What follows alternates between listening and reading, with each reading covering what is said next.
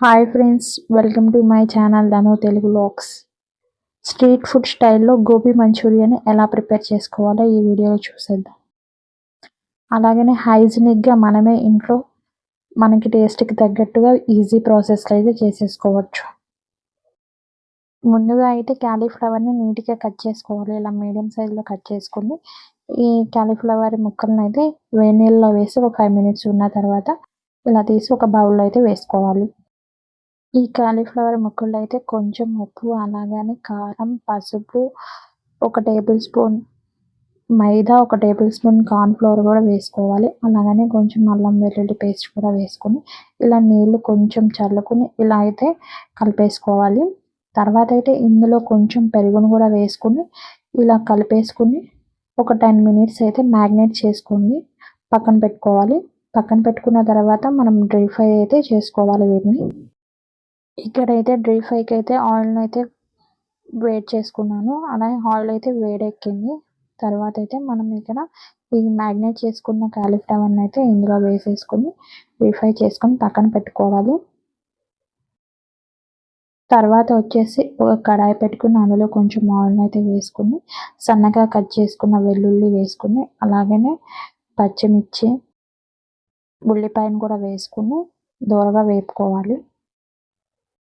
అలాగనే కొంచెం కరివేపాకును కూడా వేసుకోవాలి. తర్వాత క్యాప్సికమ్ కూడా వేసుకుని అలాగనే మీ దగ్గర క్యారెట్టు, క్యాబేజీ ఉంటే కూడా వాటిని కూడా చిన్న ముక్కలుగా కూడా కట్ చేసుకుని అయితే వేసుకోవచ్చు. తర్వాత మనం ఉడికించి పెట్టుకున్న రైస్ని కూడా అయితే దీంట్లో వేసేసుకోవాలి. ఇక్కడైతే నేను బాస్మతి రైస్ని అయితే తీసుకున్నాను. 1 గ్లాస్ బాస్మతి రైస్ని అయితే తీసుకొని పక్కన అయితే ఉడికించుకొని ఆల్రెడీ చల్లార్చి పెట్టుకున్నాను.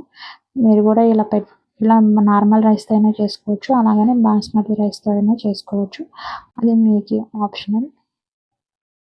తర్వాత ఈ రైస్ని కూడా వేసి బాగా కలిపేసుకోవాలి. తర్వాత ఇందులో కొంచెం కారం, అలాగనే ధనియాల పొడి, గరం మసాలా ఇలా అవన్నీ పొడులన్నీ వేసుకున్న తర్వాత మళ్ళీ రోస్ట్ చేసుకోవాలి. బాగా సిమ్లో పెట్టుకుని బాగా కలుపుకోవాలి. తర్వాత కొంచెం సోయా సాస్ని కూడా వేసాను నేను ఇక్కడ. ఇది కూడా వేసుకున్న తర్వాత ఇలా బాగా కలుపుకుంటూ ఉండాలి మనం. ఎంత బాగా కలుపుకుంటే అంత టేస్ట్ అయితే మనకి ఉంటుంది. లాస్ట్‌లో అయితే ఇక్కడ నేను కొత్తిమీరని అయితే వేసాను. ఇది కూడా వేసిన తర్వాత బాగా ఇలా లో ఫ్లేమ్‌లో అలా మీడియం ఫ్లేమ్‌లో పెట్టుకుంటూ ఇలా బాగా రోస్ట్ చేసుకోవాలి. ఇలా బాగా కలుపుకుంటూ ఉండాలి. లాస్ట్‌లో అయితే కొంచెం నిమ్మరసాన్ని అయితే పిండుకోండి. టేస్ట్ ఇంకా చాలా బాగుంటుంది. ఫైనల్‌గా అయితే గోబీ ఫ్రైడ్ రైస్ అయితే రెడీ అయిపోయింది. ఎంతో టేస్టీగా అయితే ఉంది.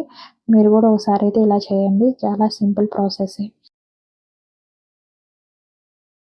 తర్వాత ఇదంతా మొత్తం కలిపేసుకున్న తర్వాత మనం ఇంకా సర్వింగ్ ప్లేట్లో అయితే ఇలా సర్వ్ చేసుకొని ఆనియన్స్ అలాగని నిమ్మ చెక్క పిండుకుంటూ తింటే ఎంతో టేస్టీగా అయితే ఉంది. ఇది రైతా కాంబినేషన్లో కూడా చాలా బాగుంటుంది. వీడియో నచ్చితే లైక్ చేయండి.